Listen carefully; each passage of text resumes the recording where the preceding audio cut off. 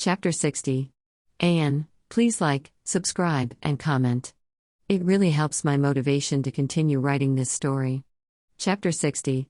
As Peter swung through the city of Prague for the very last time, he couldn't help but reflect on his life choices as of late. There were so many screw-ups. So many mistakes. The only decisions he didn't regret were the ones he made surrounding Mary Jane, choosing to stick to his guns and trying to find her rather than abandoning her for what he now knew to be a phony mission, revealing his secret identity to her once he did find her, and asking her to be his girlfriend.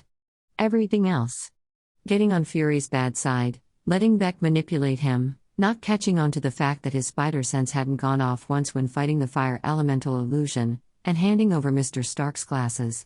All stupid, idiotic mistakes. But he would make it all right. He would warn Fury and hopefully they could come to some sort of understanding so that they were at least cordial with one another in the future.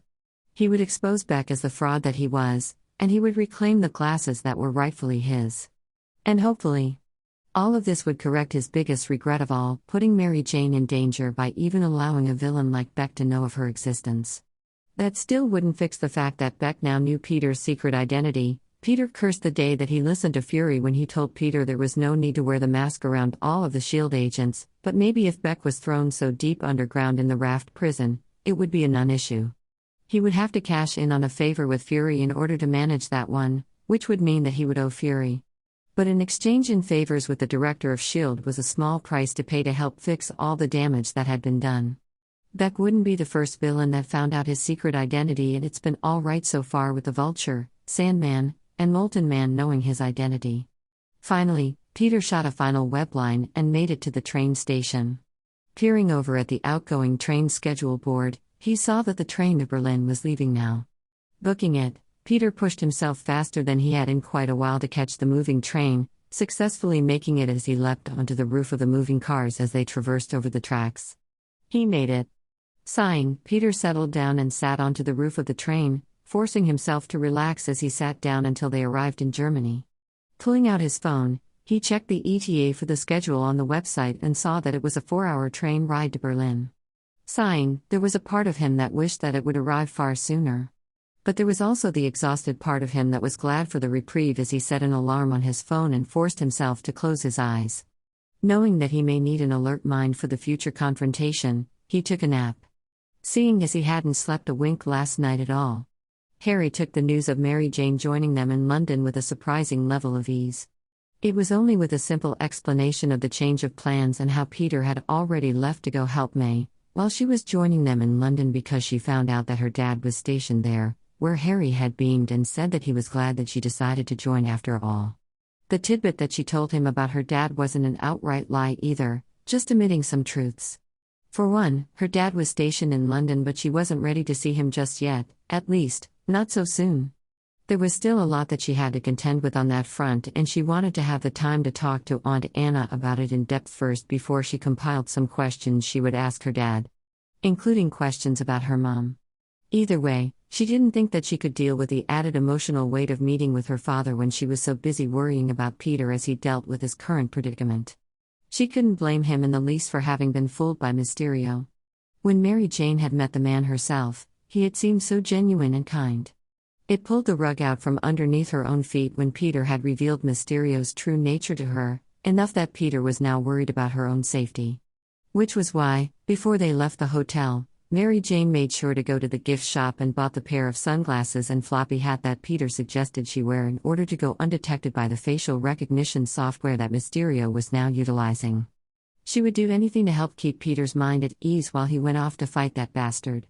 She donned the hat and sunglasses while leaving the hotel all the way until she was safely enclosed in the aircraft, where she finally allowed herself to ditch them until later on when they arrived in London. "I've never met your dad before," Harry commented as soon as they settled into their plane seats together near the back. The pilot had already introduced himself as they boarded the luxurious private jet, and they were now preparing for liftoff.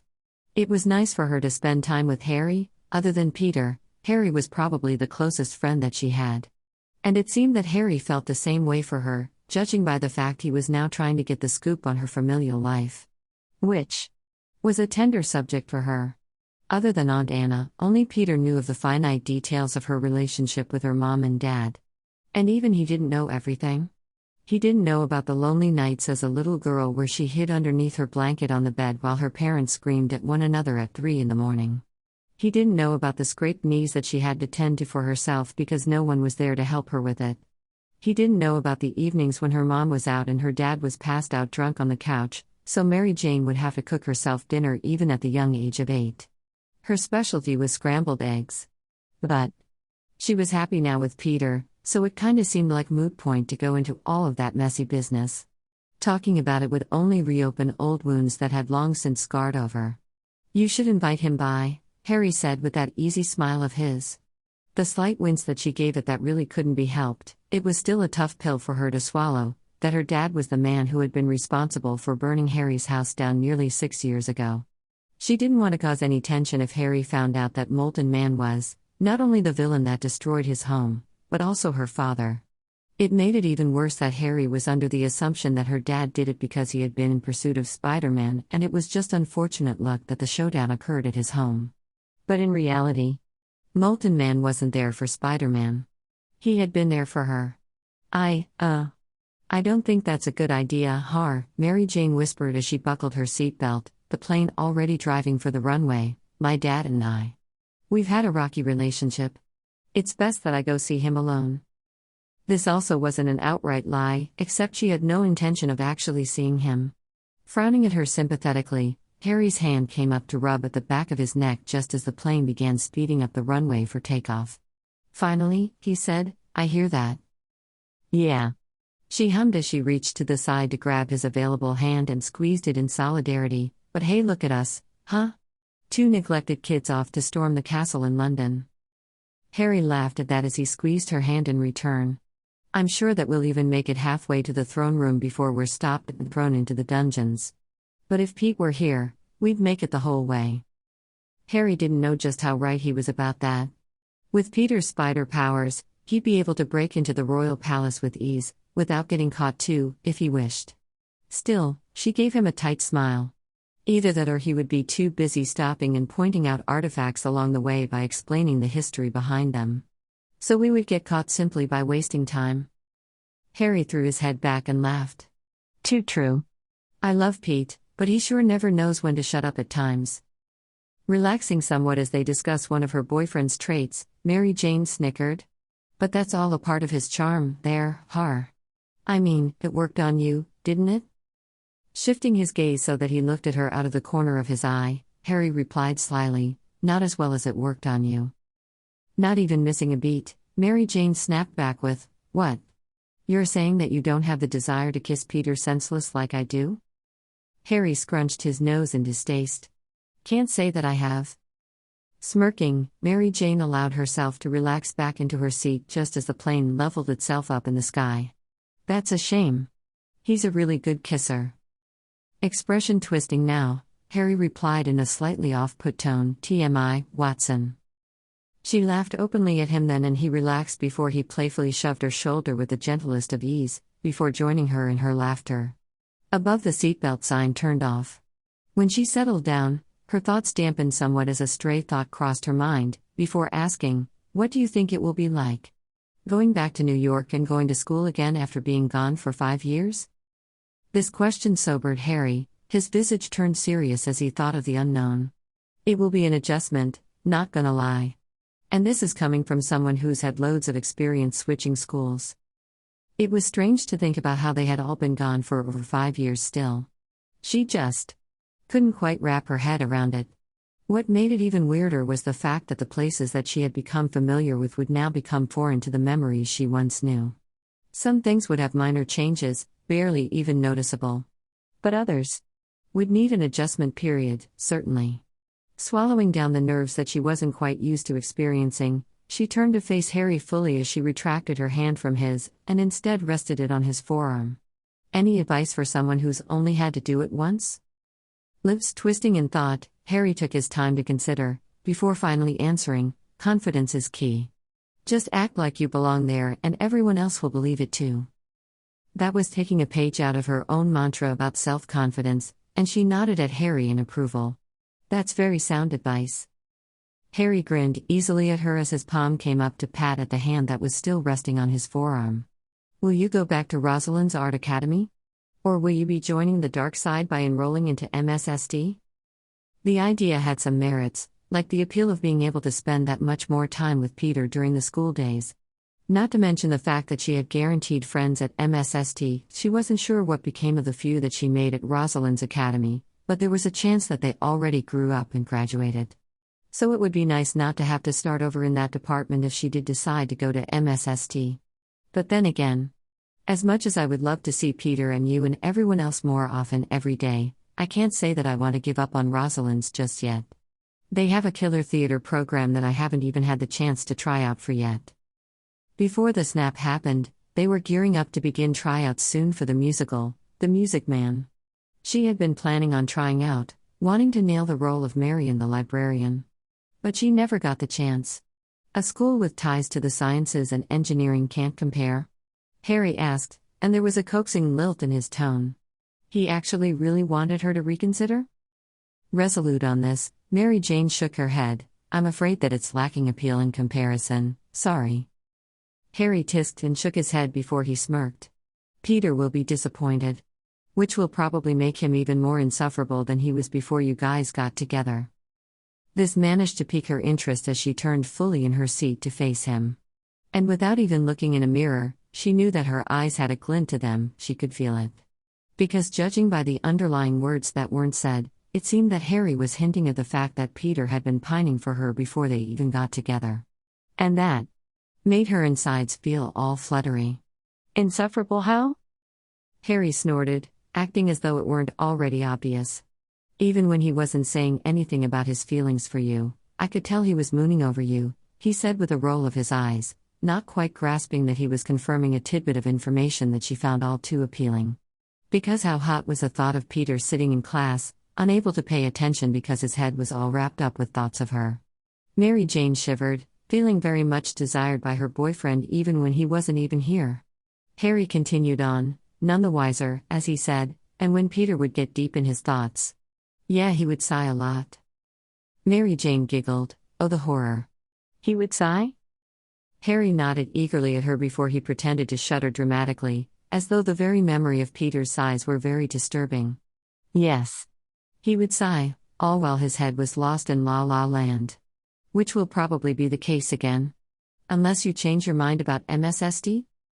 Snickering, Mary Jane poked Harry on the shoulder. And you think that behavior would change if I was there? On the contrary, you may find that it's worse if I join the ranks at MSST. Harry thought about it, his gaze drifting upward to the roof of the plane as he weighed her words. Until finally, he dropped his eyes to look at her again, his shoulders dropping in defeat. I suppose you're right. He'd always be anxious to sneak off to make out with you somewhere. Now that was an idea that had merit. Fantasies went wild in her mind as she pictured Peter grabbing her by the hand and plucking her out from the crowd during passing time between classes, where he would proceed to lead her with assertiveness to a janitorial closet or underneath the gym bleachers. She shivered, pressing her thighs together subconsciously at the thought. Well, to be fair, our relationship is still new, Har. And we danced around each other for quite some time. There's a lot of missed opportunities we want to catch up on.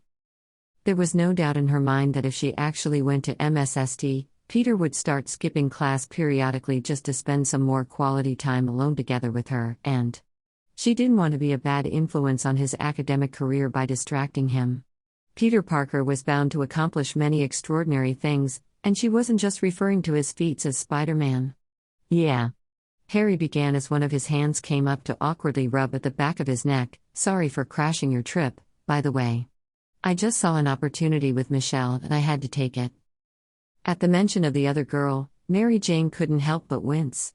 There were many mixed emotions that she felt when Harry mentioned her name, emotions that she was trying to keep a lid on. But mostly, she winced because of the verifiable evidence that she had of Michelle Jones having a crush on Peter Parker. It had really been so obvious. She wondered at how no one else had managed to catch on to it sooner. Mary Jane certainly would have if her mind hadn't been so distracted by everything that was going on internally as well as all of the wild events that had been surrounding her. How's it been going on that front, Har?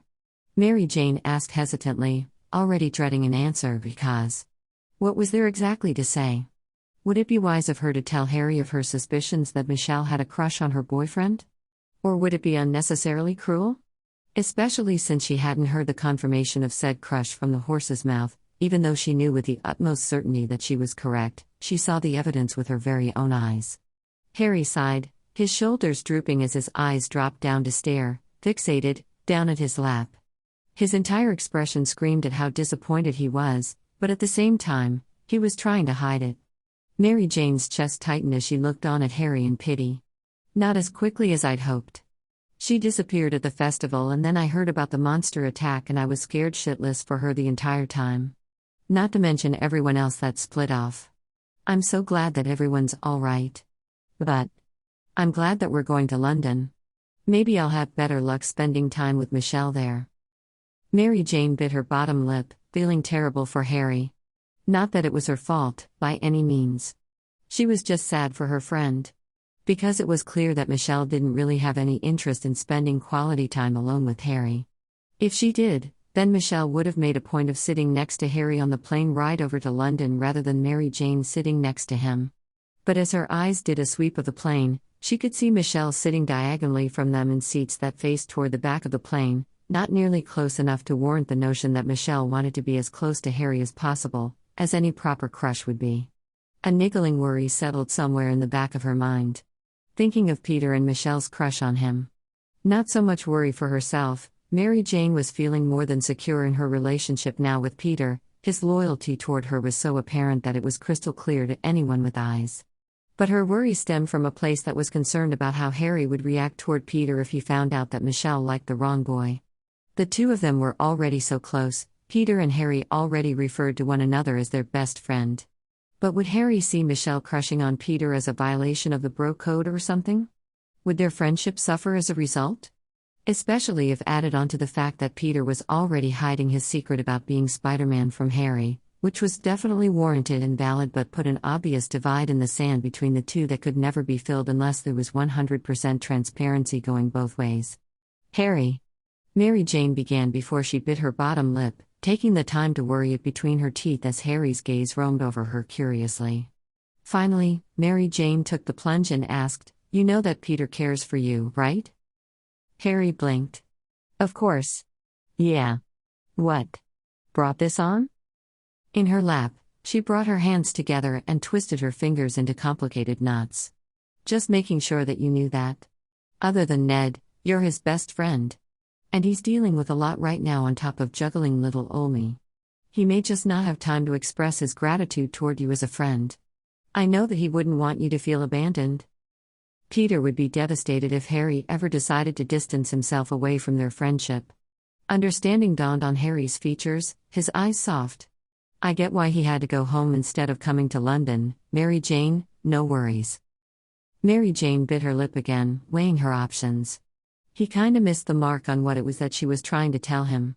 That it was more than just missing the trip to London, that Peter really meant to have the best intentions when it came to their friendship. But she kept quiet and chose not to say anything. It would be difficult to explain without adding in the context of Michelle's feelings or the true reason why Peter couldn't come to London. "Hey Harry." Ned called up ahead, "Come up here, you gotta see this." Elijah would just retweeted Flash's video of the fire monster attack. "You can see Betty and I in the video. Frodo knows that I exist." Harry perked up, all signs of melancholy melted away as he called back, "No way, dude. Are you for real?" Standing, Harry flashed a parting smile Mary Jane's way before rushing forward to the front of the private jet. Already crowding around Flash's phone with Ned as they gushed over their nerdy fantasy. Mary Jane shook her head at their antics. No doubt if Peter were here, he would be rushing to the front of the plane to see for himself as well. A sudden presence plopped down in the seat next to hers. Turning, she immediately frowned to see that it was Brad Davis. Ever since he had walked her back to the hotel last night, she had been making an active attempt at not being left alone with him. But it seemed as though he managed to find an opening regardless. Crossing her arms, Mary Jane gave him a level look, not saying anything and forcing him to break the uncomfortable silence. It lingered for an extended beat before Peter pushed me up against a wall, Brad blurted out, his voice indicating just how scandalous he thought this news was. Her brows rose, surprised. "Come again?" Squaring his shoulders, Brad turned fully in his seat to face her.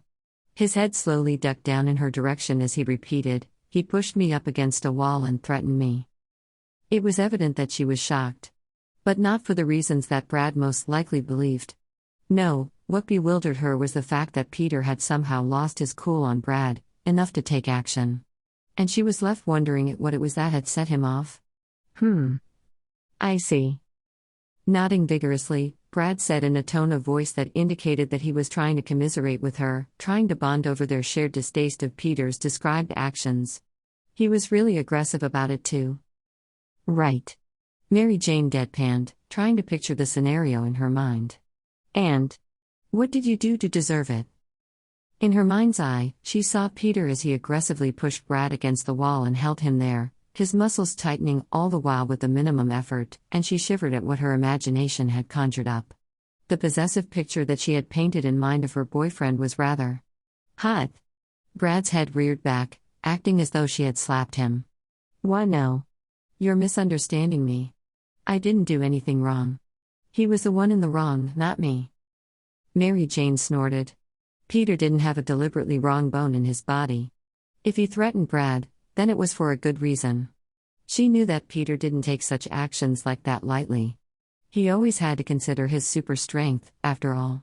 Plus, she had a feeling that she knew what it was that had set Peter off. He must have found out about Brad trailing them before following Mary Jane back to the hotel. I highly doubt that, Mary Jane said in a dry tone and a derisive snort. Peter is one of the nicest guys out there. Brad glared at her in a reprimanding way. You put him up on a pedestal when he doesn't belong there. I don't put him up on a pedestal, Mary Jane retorted lightly with a firm shake of her head. I just know him. And he never does anything rash without reason. Starting to get rather worked up himself, Brad began talking expressively with his arms flailing in the air as he spoke more and more defensively. Odd that he thought that he had the right to be when he was the one going after another guy's girlfriend. I was only trying to confront him for abandoning you in that alleyway. Annoyance prickled at her awareness at the reminder. You mean the one that was right next to the hotel? Sensing her obvious resentment over the fact that he had blatantly overreacted when there had been no perceived danger when it came to her personal safety earlier, Brad tried to do damage control as he forced himself to soften. A slow smile flashed in her direction, before he said with a small shrug, anything could have happened. No. Peter's spider sense would have detected it. I highly doubt it, Mary Jane said with a withering look. There was a festival still going on. There were plenty of people around. I was fine. You didn't have to walk with me back to the hotel. Seeming to melt even further, as though he thought her defensive words over her own self-reliance was simply cute, Brad ducked his head as he managed to catch her eye, trying to hold her gaze. His eyes looked warm and open, she'd give him that, but there was a definite lack of respect that he had for her own capabilities. I wanted to. It was my pleasure, actually. Peter was obviously right about Brad being slippery. It was a valiant effort, trying to schmooze his way into her good graces, but Mary Jane was not naive, having experienced this sort of guy plenty of times in the past before. Hell, her ex-boyfriend had acted in the same exact manner, but that was before she had started to get wise. Scoffing, Mary Jane rolled her eyes at Brad and turned her head so that she could look out the window toward the clouds, silently dismissing him. She was already over having this conversation. Anyone who tried to speak poorly of Peter was frankly considered not really worth her time. But it seemed that Brad saw the obvious brush off as an invitation to double down and try to further his point. There was something else, Brad said, his voice low, almost regretful. Mary Jane sighed and faced forward, suddenly feeling exhausted. Look, there's nothing you could tell me about Peter that he's cheating on you. Mary Jane blinked, her eyes snapping over to his. What?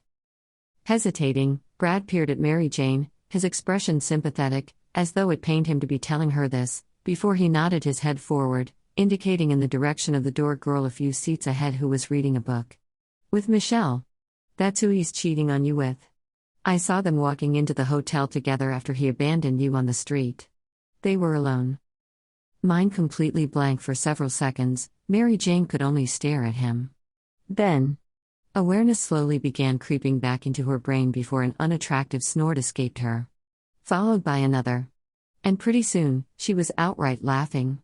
Brad frowned deeply in her direction as Mary Jane sunk further into her chair, overcome with rasping breaths as she giggled, needing to hold her stomach in an effort to maintain some level of control. The very thought, no, the very idea that Peter would ever cheat on her was priceless. Especially after all that they had gone through together. And besides his loyalty toward her, Mary Jane knew, without a doubt, how unlikely Brad's theory actually was. Because when would Peter have found the time to even contemplate cheating on her within the last few days? Especially with their relationship being so fresh and new, he had tried to spend every spare moment alone with her that he could. And the cherry to top it all off? Mary Jane had been cheated on before. She had witnessed her ex-boyfriend's increasingly shifty behavior as he tried to find excuses on where he had been, or why he was hiding his phone screen away from her gaze. Peter's actions were the exact opposite. He was open and honest. There were no more secrets between them. Hell, he had immediately revealed his secret identity to her as soon as he had found her in Italy. And it may be trivial, but he willingly handed over his phone for her to use. He had even left the room while she used it, not at all bothered by the fact that she could be going through his phone and spying through his apps or internet search history. Of course, she hadn't done such a thing. Mary Jane trusted Peter. She didn't need to insert herself into his privacy. Besides, she had a feeling that if she did look up his search history, she would find random questions like what is the statistical probability of the Hulk being defeated by Thor? Or theories on how magic and science can coincide. As she continued to laugh, the more agitated Brad became.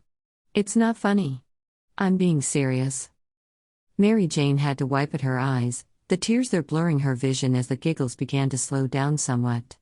They walked into the hotel lobby together? And that automatically equates to cheating in your mind? Honestly, it was a strange conclusion to jump to. She would have understood if he had maybe seen Peter kiss Michelle. Or hell, maybe even holding her hand, which could be innocent in certain contexts. She held Harry's hand sometimes when their conversations got deep, and it didn't mean anything besides being entirely platonic comforting from a friend. But for Brad to equate cheating with two people within the same friend group simply walking in through the front door of the hotel that they both happened to be staying at? Yeah. It was indeed strange. Brad obviously disagreed with her assumption as he argued, they had this energy between the two of them. Like there was something there that they didn't want me to find out about. Mary Jane didn't doubt that this was actually the case. Now that Michelle knew about Peter's secret, there was probably plenty that they didn't want Brad to find out about. Either way, she was beyond done with this conversation. If anyone wanted to trash Peter to her face behind his back, they could take a special trip to hell. Peter was the best guy that she knew, and didn't deserve to have this much ridicule thrown at his feet. See? There's the thing in relationships called trust, Davis, she began with a withering glare cast in his direction, and if there is a person that I trust more than anyone else on this earth, it's Peter Parker.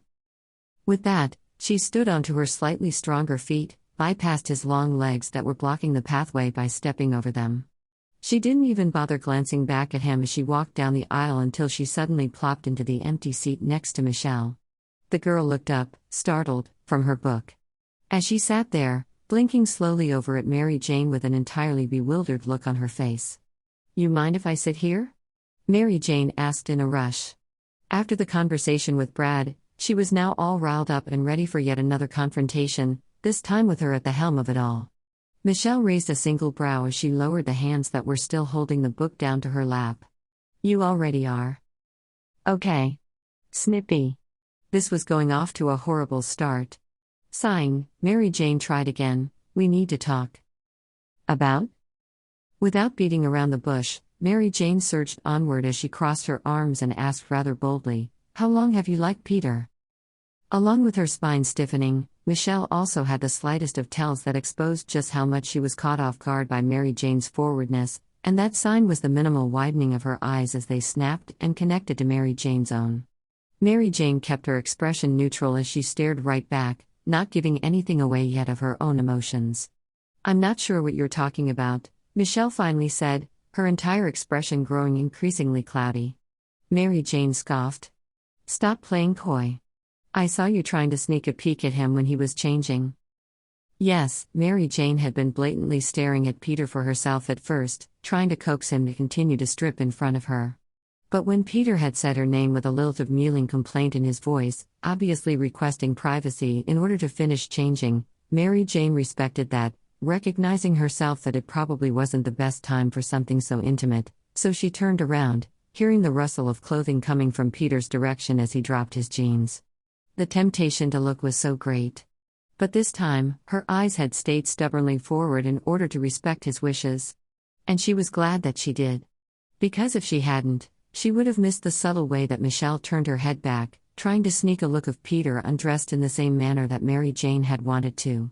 Then, Michelle's eyes had snapped to her own, connecting with Mary Jane's and knowing immediately that she had been caught. That had been the moment where all of Mary Jane's emotions had culminated and reached to a point where she couldn't have hid her disdain if she had even tried. And she had glared openly at Michelle, even after Peter had deemed it all right for them to turn back around. Because at that moment, it had become so clear for Mary Jane. Michelle Jones had a crush on Peter. It was obvious even now, as Michelle openly weighed her options in her head, trying to decide on whether she should keep denying Mary Jane's claim or own up to it. Finally, she said in a rather grumbled, defensive tone, "Well, you were too." "Yeah.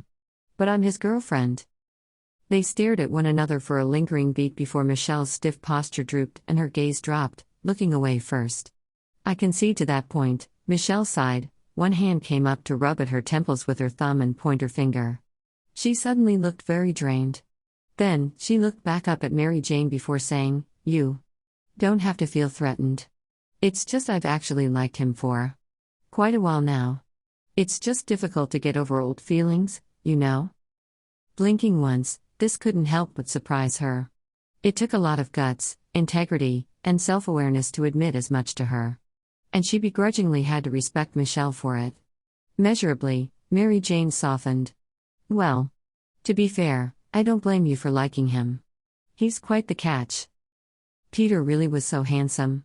And part of his charm was that he was so wholly unaware of the effect that he had on girls because of his good looks, despite that being a double-edged sword to the point that it affected his self-confidence at times. But beyond his good looks, he was also extremely intelligent enough to have garnered the attention of Tony Stark apart from his Spider-Man persona. There were times when Peter would be going off on a tangent about some sort of scientific study he'd recently read up on, and Mary Jane would only be able to sit there, staring at him in awe, marveling at just how one person's brain could be so big. And there were times, when Peter wasn't too deep in his own head and insecurities, where confidence practically oozed out of him.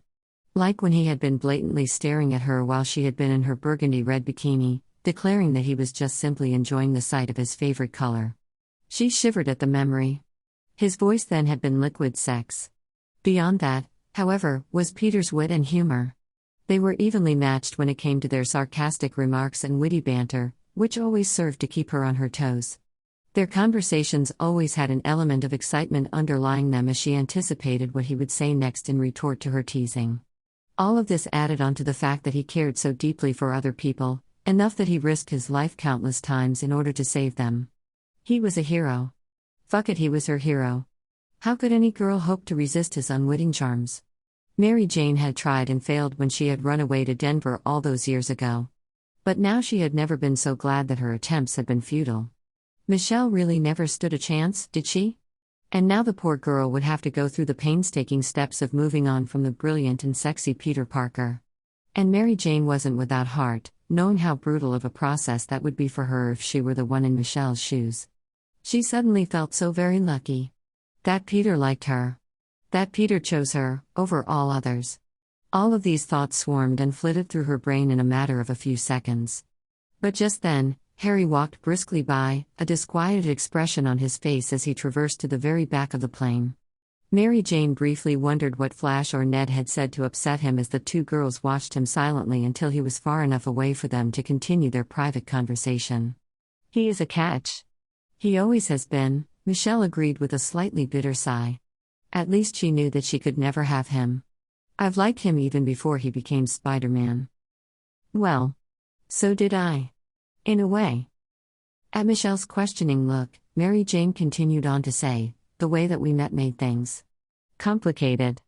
I saved his life after an explosion and he ended up getting amnesia. I took care of him until Tony Stark was able to track him down. But during that time alone together with him as Spider-Man, I fell quickly and hard. Blinking rapidly with her surprise, Michelle asked, "You didn't unmask him then?" Mary Jane shook her head. It didn't feel right. He was putting all his trust in me and I couldn't betray it. But then I met him as Peter later on and fell for both sides of him without realizing that they were the same person. Michelle was quiet as she studied her. I can see now why he likes you. You have more going on underneath the surface than meets the eye.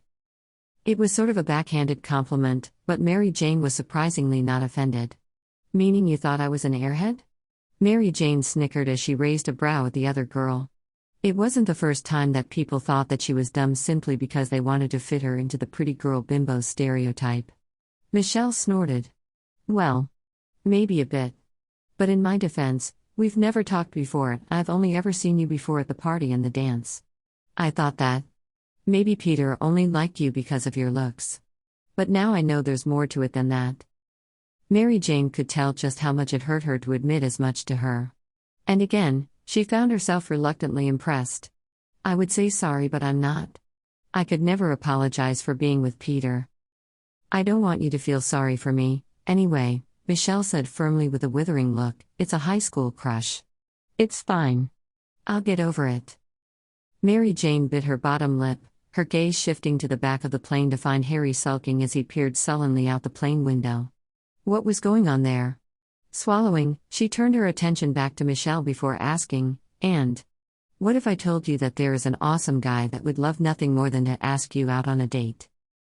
Michelle hesitated, and for the briefest of seconds, her gaze also flashed over to Harry at the back of the plane. Mary Jane sucked in a breath. She knew. Michelle knew that Harry had a crush on her, and yet she wasn't doing anything about it. Mary Jane's gut twisted as she thought about how this would impact Harry and his friendship with Peter. "I would say," Michelle finally said, "that I'm not quite ready. I need time to stop thinking about Peter. I can't help but feel like I'll just compare every other guy that I date to him." The reasoning was sound. But she was lying to herself if she didn't admit to wanting to reach forward and shake the girl by the shoulders while demanding that she got over it. And yet, she could really understand where Michelle was coming from. "Peter is a tough act to follow," Mary Jane said with a nod. Michelle's uneasy expression twisted as she sent Mary Jane a glowering look. Not helping. Shrugging, Mary Jane was unbothered. "Well, I'm not going to downplay my boyfriend just to make you feel better. No offense." Seriously, just Michelle cut herself off with a shake of her head. And it was enough for Mary Jane to remind herself that she had a heart. "But I will say," she began, knowing that she had to be the bigger person and extend an olive branch. Because if Michelle was now privy to Peter's secret, Mary Jane had an inkling that the two of them would be seeing a lot more of each other. "That I'm sorry for glaring at you earlier, when Peter was still in the room." An uncertain look crossed Michelle's features as she studied Mary Jane, looking as though she were trying to determine if she were being genuine or not. She was. Finally, Michelle shrugged one awkward shoulder and said, "I mean, you did catch me trying to sneak a peek at him." With fingers fiddling at a stray thread on her jeans, Mary Jane weighed her options on whether she should admit to more. Especially when it was difficult for herself to contend with. That wasn't the only reason. Mary Jane finally acknowledged, even to herself. She released a heavy sigh before continuing, "I guess I just didn't like the fact that you now know his secret. When it was just me, I felt special. Like he could rely on me in every way if he needed to share his burdens with me so that I could help shoulder them with him." She hated how insecure this admission made her appear, but she wasn't about to deny it. It was how she felt. As simple as that. Brows scrunching, Michelle asked, "But doesn't Ned also know?" This next part was the worst part of her confession. "Yeah, but that was different. May also knows, and now I guess my Aunt Anna knows now too. But those were different as well. I can't really explain it very well. But with you knowing? I guess I feel less special." This knowledge seemed to please Michelle somewhat as she smirked. "Well, someone's gotta knock you off your pedestal every once in a while." Mary Jane snorted as she lightly jabbed her elbow into Michelle's side. Still, she felt lighter for unloading her emotional burdens. "Shut up. Make me," Michelle said as she mockingly stuck out her tongue. Mary Jane snickered. "Did we just become frenemies?" A look of distaste marred Michelle's features as she blinked once at Mary Jane. Definitely yes. Especially after you unironically used the word frenemies, Michelle said in a dry tone, before releasing a long, drawn-out sigh. With your terminology, I honestly don't know what Peter sees in you. Mary Jane threw her head back and laughed. You've got snark, I'll give you that. And to answer your question, you'll have to ask him exactly what he sees in me. But if I were to guess, I'm funny, artistic, strong-willed, loyal. Oh, I'm hot. You forgot humble, Michelle mockingly added with a ridiculing shake of her head. Nope. That's one thing that I'm not. Both girls laughed. And it felt good. It released the tension that she felt in her chest, stemming from her agonizing worry for Peter and what he was facing up against. All too soon, his phone alarm blared with a piercing ring and Peter was immediately alert and wide awake, adrenaline pumping through his veins as it all stemmed from a place deep inside of his chest where he immediately wanted to end this simply so he could rejoin Mary Jane at her side. Sitting up in an upright position, he saw that the train was nearing the Berlin station, closing in fast on the building. Perfect timing. Vaulting himself up to his feet, Peter began to run on the long rooftops as he leapt to each boxcar. Then, jumping before the train could pull into the site, Peter did a flip, then released a web that attached itself to the station building that allowed for him to safely land on nimble feet upon the public sidewalk, unwittingly landing next to a shocked woman that seemed to jump out of her own skin at his sudden appearance from out of the sky. Sorry, he cried as she screamed. It looked as though she were about to run away in terror, so he held up two placating hands to her to help calm her, knowing that he needed direction on where the Europol headquarters were. Excuse me, do you know where? Spider-Man? A voice with a thick German accent called out from a short distance. The voice garnered the attention of the surrounding pedestrians that were loitering around the train station, as they all seemed to notice his presence at once. And all too soon, a small crowd surrounded him. A short man with a balding head eagerly pushed forward a newspaper and a pen at him, all while spewing, "Kann ich ein Autogramm für meinen Sohn haben?" I'm sorry, Peter said as he tried to gently bypass everyone in the crowd, I don't speak German. Peter cut himself off as a sleek, black car suddenly sped forward on the street next to the sidewalk before coming to a screeching halt right in front of them. The passenger side window rolled down, only to reveal. Peter gasped. Nick Fury was staring out at him, a determined and serious visage on his features as he said in an authoritative voice, "Get in." The public clung to Spider-Man's arms in a half-hearted attempt to keep him there. Some already had their phones out as they tried to take pictures with him, but Peter easily brushed them off with an apology as he rushed forward to open the passenger car door and slid easily into the vehicle, shutting the door with a slam behind him. As the car sped off, and the blackened window rolled up again, Peter reached up to whip off his mask, needing for Fury to see his expressions just so he knew how desperate the situation was as Peter relayed the sordid tale to him. In his panic, Peter turned fully in his seat to face the other man as he gasped out in a rasping breath, "Mr. Fury, you've got a lot of explaining to do." Fury interrupted, his single eye not even glancing in Peter's direction as he kept his gaze on the road. No, listen. Fury cut him off again by holding up a warning hand. Wait until we're secure. Heaving out a breath, Peter forced himself to remain calm. Phew. Okay.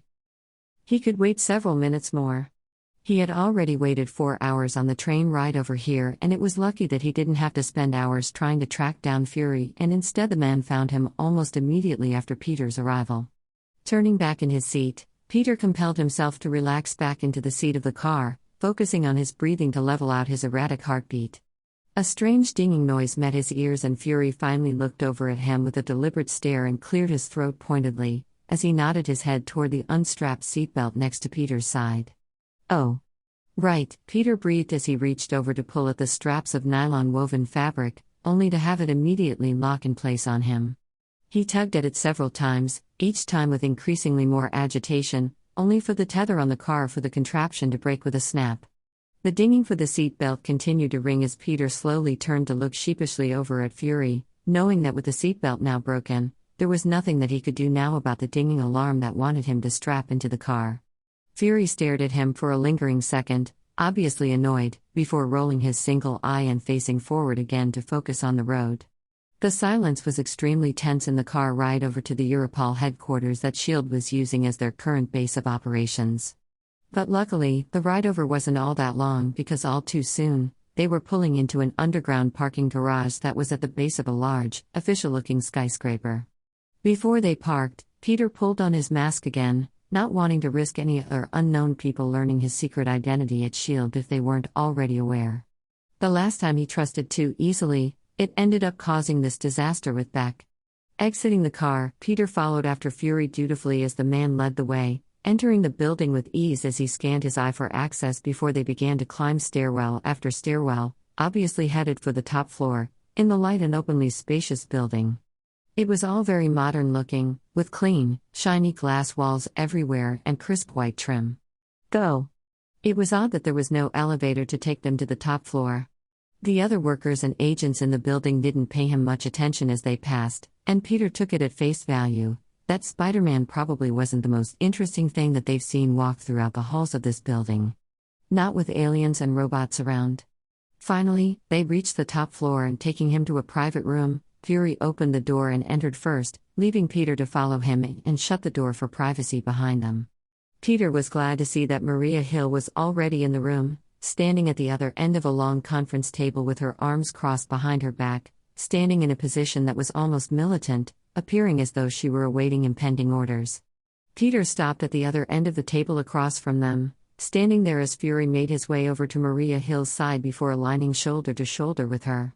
"So," Fury finally spoke up, the first words he's said since the beginning of their car ride, "is there anything you would like to tell us about your little girlfriend?" Peter rocked back on his heels, surprised, as he blinked at them underneath his mask. "Mary Jane?" They were asking about Mary Jane? Why? Was there something wrong? Did Beck get to her? Sensing Peter's apparent confusion and mounting dread, Maria Hill spoke up in a monotone voice, "He's talking about Edith." Oh. For a second, relief swelled over him, glad that they weren't referring to MJ after all, but that was short-lived as the implications of the meaning behind her words caught up to him. They already knew?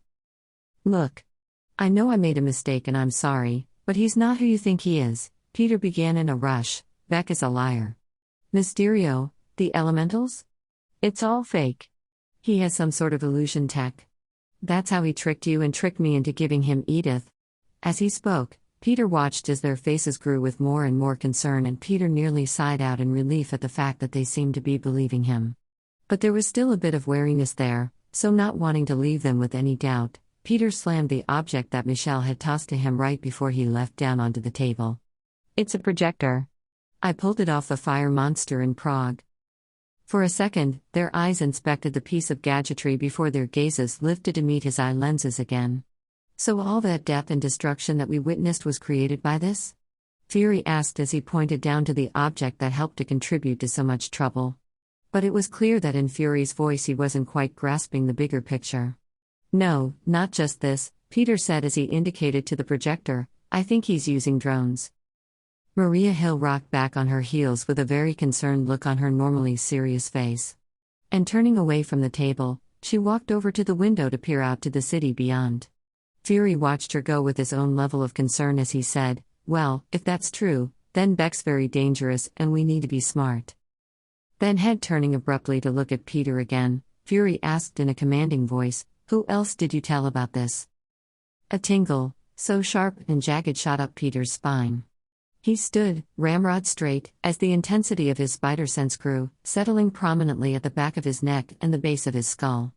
His eyes widened. "Parker?" Head whipping around, Peter looked for something, anything, that could indicate the danger. Only, he didn't see anything. Because maybe the danger was invisible. "Parker," Fury cried, still trying to get his attention. "What's wrong?" Maria Hill asked over by the window, looking at him with an expression of disquiet. "It's Beck," Peter forced out as he turned his head back to look at them. "He's here." "What?" Fury began to question when the world literally began to pixelate and disintegrate around the two of them, including Maria Hill. Immediately, Fury reached for his back pocket and removed a gun and turned off his safety as he turned to watch the rest of Maria Hill's computerized form disappear. Shocked, Fury asked, "Hill?" Peter was standing on edge, his arms outstretched in front of him as he stood useless, not yet knowing what to do as the crisp white walls and the light airy room were eradicated from existence, only to be replaced by dirty gray columns that held up the roof to the abandoned warehouse building they were currently standing in. No, it's just an illusion. A bullet pierced through the wall behind him with a loud bang as it just bypassed Peter's head, only to strike Fury in the chest as he staggered back and hit the wall behind him, immediately falling to the ground at the powerful impact. Fury, Peter cried, but before he could make his way over to the man in order to help him, his spider sense went off and his instincts played a part as he turned around on a dime only to be met face to face with an elaborate, white drone. The letters ''S.I." etched onto the front of it, indicating Stark Industries. Bang! It shot Peter right in the chest. It was only a flare, but still enough to send him launching into the air as he fell off the edge of a balcony, where he immediately fell stories high. He collided against the ledges of the different platforms from each floor, bouncing off of them painfully too shocked to actually do anything about it and latch on, before he landed, face down, at least a dozen floors down below on the concrete ground of what appeared to be the bottom floor of the warehouse building.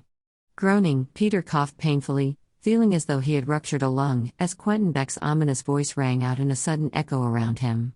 "Wow, Peter. Wow." Peter coughed painfully as he stood onto shaky feet, clutching his stomach where he felt the impact of his fall the most. "I thought that we were close? Fury always had to die, but not you." As Peter looked all around him, fighting against a daze, he could see that more and more drones were being added to the mix as they surrounded him. One by one, they pointed green lasers at his body. Panicked, Peter turned in a slow circle, his eyes still searching for any sign. "Stop hiding, Beck," Peter cried, faking vibrato as he shot a web at a nearby drone, only for it to disappear upon impact. "Fake. I tried to help you walk away," Beck's voice insisted. "Now you're making me do this. Beck's voice echoed hauntingly all around him as Peter's surroundings blurred, turning into a wall of deep blue before it pixelated into pitch darkness. Peter stood in the center of what seemed to be an endless night, then he was suddenly standing in the center of a darkened hall. With alarm, he recognized it as a hallway in his school as it was enveloped in green mist. Just how much did Beck know about Peter? Had he been spying on him? Delving into his personal life? At the other end of the hall, the mist separated and there stood Mysterio, walking ominously toward him, like a shark zeroing in on its prey. With each step, the locker doors on either side of him would bang open with a loud clatter. "You told me you were just a kid."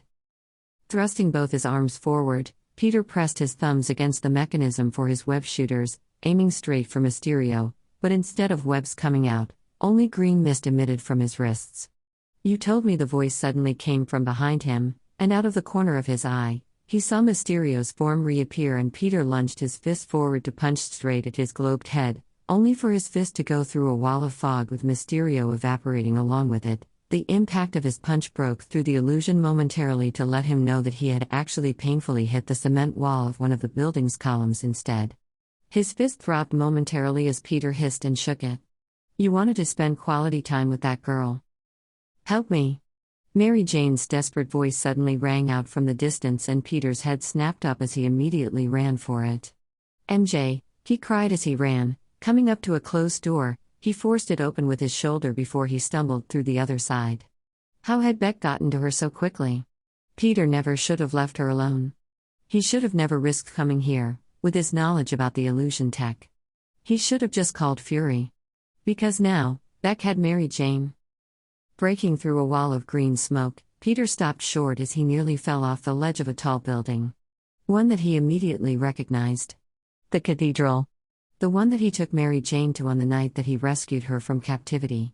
The place where he had confessed his feelings for her and they kissed for the first time as a couple. Beck had been tracking him. "Peter?" Her panicked voice called out and Peter turned to his left to find her standing right on the edge of the domed rooftop. She looked roughed up, worse for wear, as though she had been through a struggle when Beck had kidnapped her. Her eyes were swimming with tears as she took in raspy breaths, peering out at him with imploring desperation. She was having another panic attack. What's going on? With her words, there was something inside of Peter that gave him pause. There was something in the way that she said it. Something that felt off. No, This couldn't be MJ. This had to be an illusion. I know that this isn't real. Peter seethed out at Beck's invisible form as his arms gestured to the beautiful, fake girl in front of him. Do you though? Beck's voice resounded as the form of Mysterio appeared out of green smoke behind Mary Jane before grabbing her by the neck, immediately choking her as he lifted her bodily off her feet, dangling in the air. She gasped for breath that couldn't be obtained. Panic seized him as he took in the scene. It looked too real. What if he couldn't take the chance that it wasn't real? MJ, Peter cried as he ran forward toward the fiend who would dare lay a hand on his girl. Hands outstretched to pluck her out of the madman's clutches, Peter could only watch in horror as Mysterio then threw Mary Jane bodily over the edge of the building as she began to fall with a blood-curdling scream. Mary Jane! Peter screamed as he dove headfirst after her, wanting to use his body as a torpedo in order to cut through the air faster and catch her, only, not even a second later, Peter landed on his head as his skull collided on concrete. His head was throbbing as the cathedral dissolved around him, the sound of Mary Jane's screams still reverberating around him. She wasn't here. It hadn't been real. Rubbing his pounding head, Peter struggled to his feet. I don't think you know what's real, Peter. Beck's voice drowned out an echo, sounding as though it were coming from underwater. Then, in a swarm of colors and dizzying imagery, Peter was launched through a tube that transported him to a new location. Until he was standing in front of a building that displayed a neon sign of Queens blinking at the front of it. It was exactly identical to Delmar's sandwich shop. Beck really had stalked the most intricate parts of his life, down to the most minute of details. Panting, Peter was barely able to stand up straight after the abuse his body had just took. And he just stood there for a moment as he took the time to catch his breath, not actively taking any steps to go inside, when a giant, mechanical fist broke through the exterior walls of the building and punched his entire body all at once, shooting Peter off like a rocket before he broke through a wall of green glass and he was falling again, hitting ledges and debris as he did so. You need to wake up. A distorted version of Beck's voice broke through just moments before Peter crash-landed onto the top of a junky, old car.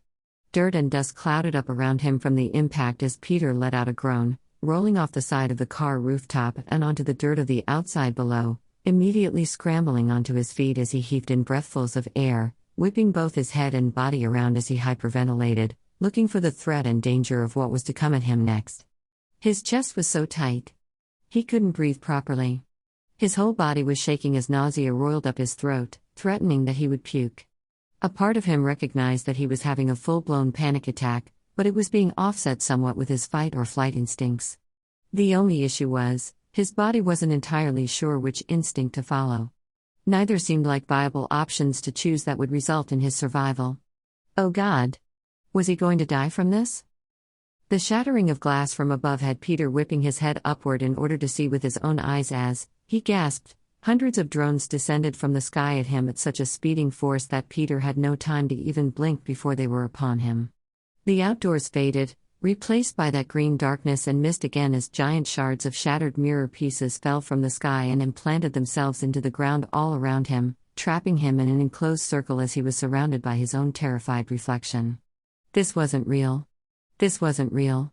This wasn't real. I mean, look at yourself, Beck's menacing voice taunted. This wasn't real. This wasn't real. This wasn't real. Peter tentatively reached out a hand toward one of the giant mirror shards in front of him, needing to know for sure if his touch could confirm what his eyes could not see. But as soon as his fingers connected with the glass bodies clad in red and blue spider suits jumped out all around him, surrounding him with clones of himself as they began to attack and dogpile on him, punching and tugging and squeezing. Peter couldn't breathe. You're just a scared, little kid in a sweatsuit. The clones disappeared as Peter launched himself up onto shaky feet, prepared to fight them off, only to find them all gone. Looking down shakily, Peter saw that he was clad head to toe in his first, homemade spider suit and never before had he felt so small. Unworthy of everything. Peter turned, trying to track the source of the voice. Beck sounded as though he were everywhere and nowhere all at once. I created Mysterio to give the world someone to believe in.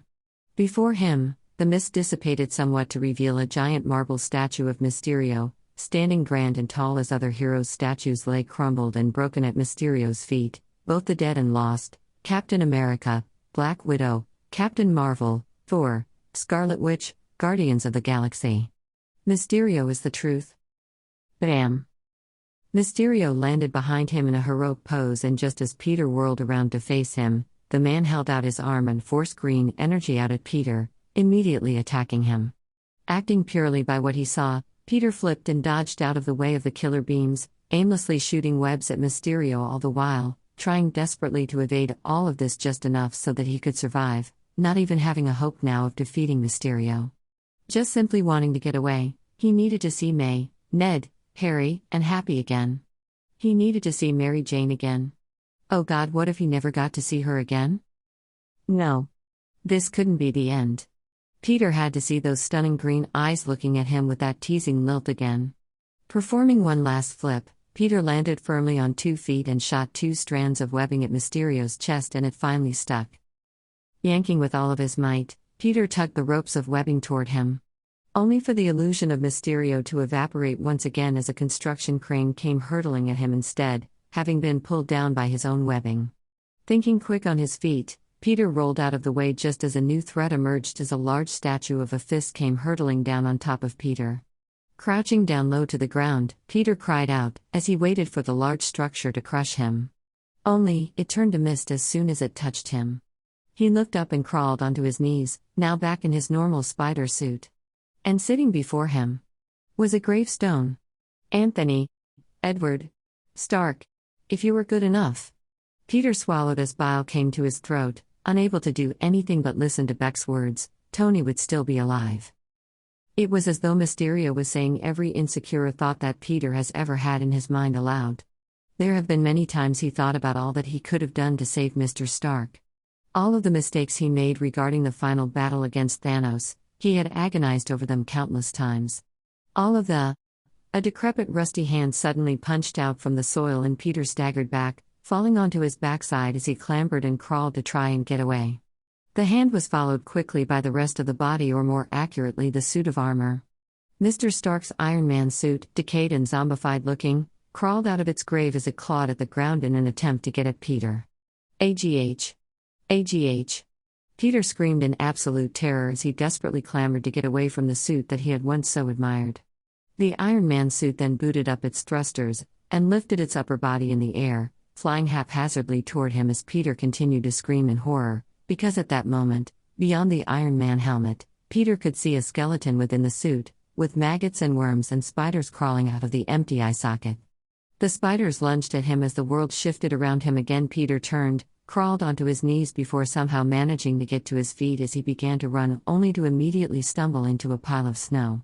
Shifting onto his back, he watched as Manhattan skyscrapers emerged from the ground with a rattle and a dome of glass formed around them, trapping him in a snow globe that was actually Mysterio's dome-shaped head. You made your choice. And all you had to do was step aside. Slowly, Mysterio's hands came up to clutch at either side of the globe, lifting it from off of his shoulders, detaching his own head from his body. Peter scrambled to try and get to his feet, but the jostling of the moving globe made it impossible. And now you have... Bang! A gunshot rang forth, and in an instant, the illusion broke. Before him, Beck in a mocap ensemble fell to his knees. Peter watched in absolute shock, still on his backside as he watched Beck fall face first onto the dirt ground, having been shot in the back. Behind him, Fury stumbled forward with his own gunshot wound. He had a hand pressed painfully against the injury, but he was very much alive with his gun in hand as he tried to make his way over to Peter as quickly as he could. Like clockwork, sleek black SUVs sped onto the scene as though they had planned it to coincide in time with Fury's heroic feat at saving Peter's life. Peter's chest was still heaving as the events tried to unsuccessfully catch up in his brain. Agents got out of their vehicles and swarmed Quentin with guns, who was still squirming, alive, on the ground. Fury. Peter called out in praise, as he inched forward onto unsteady feet. Without wasting a beat, however, Fury finished his approach, finally standing before Peter as he said, "Beck's people are trying to find everyone who could expose him." "Who'd you tell?" Peter hesitated, trying to catch his breath, fighting against the dizziness that outlined his vision. Fury held out a reassuring hand. "I know you told someone." Peter let out a staggered breath of air as he interlaced his fingers together and put them over his head, trying to get oxygen deep into his lungs. So just tell me." "Okay, "WHO else did you tell?" Fury snapped out forcibly. "Just Mary Jane, Ned Lead and Michelle Jones from my school," Peter blurted out in a rush, desperately needing to know that all of them would be protected from Beck's goons since Peter couldn't physically be there in that moment to protect them himself. "And where are they now? We'll need to send agents to protect them." "In London, sir." All was quiet for a moment as Fury just stared at him in wonder until Fury let out a chuckle as he crossed his arms and shook his head to himself. Frowning, Peter stood on shifting feet, a sudden uneasy feeling spreading in his chest as he listened to Fury's low rumble of laughter. "WH what? What's so funny?" With one last dark chuckle, Fury spat out, "You are so gullible." "WW what?" "I mean, you're as smart as a whip." "Just a?" Fury's voice changed, morphing into Quentin Beck's gloating tone, "Sucker." Fury's entire body transformed then, as did the entire background of armed agents and guards, all of it disappearing only to reveal Beck with 2 drones flanking him. It hadn't been over. Peter hadn't yet won. And now? Illusions hit Peter, attacking him at all angles as he staggered backward step by step. "Your girlfriend and your friends have to die." Debris was falling out of the sky, threatening to crush him. You see, it's easy to fool people who are already fooling themselves. The walls were caving in on him. The floor was opening up. "But for what it's worth, Peter, I really am sorry." In an instant, the illusion broke, and all was quiet as he was left staring at Quentin Beck in his mocap suit with those 2 drones surrounding him, and Peter gasped, his head whipping to his right. His spider sense was wham! Pain. So excruciating that it immediately made Peter want to fall into the abyss that threatened him with its eternal embrace. Darkness was outlining the edges of his vision, portending with it an ominous, empty feeling. The nose of the express train had hit him before he could even comprehend its presence, and it nearly broke his body to the point of no recovery as it carried him away. No doubt, it would have killed a normal person. Beck had been probably counting on it killing him. At the moment, Peter wished that he was actually dead. Death would be a mercy compared to the agony that was rippling through his body in sharp spasms. But no. He was stubbornly alive as he crawled up the side of the train, bloodied and battered and aching with so many broken bones within his body. Using the stickiness of his fingers, Peter pushed open the sliding train door using only his pure strength of will. Then, staggering down the corridor of the train, Peter fell into the first chair that he could find where immediate pain shot down his spine, and he couldn't help but arch off of the seat as he sucked in lungfuls of air, and all thoughts left him in an instant as his body collapsed, and darkness overcame him. Poor Peter, guys. Just as he's finally assertive enough as a hero again, this happens. And now, Mary Jane, Ned, and Michelle are in danger. As well as the rest of London. Just a FYI, I plan on doing a retcon and deviating away from how the final battle went down in FFH movie a bit. There will be new elements and it will all be quite fun. Gotta keep you all on your toes. Smile. If you want to check in on my status, be sure to follow me on Twitter, Brooklyn_ at BrooklynVTC_. Also leave a like, subscribe, and comment for each audiobook chapter on YouTube, channel name Brookosaurus Rex, Brookosaurus Rex. Thanks so much for reading. Less than 3.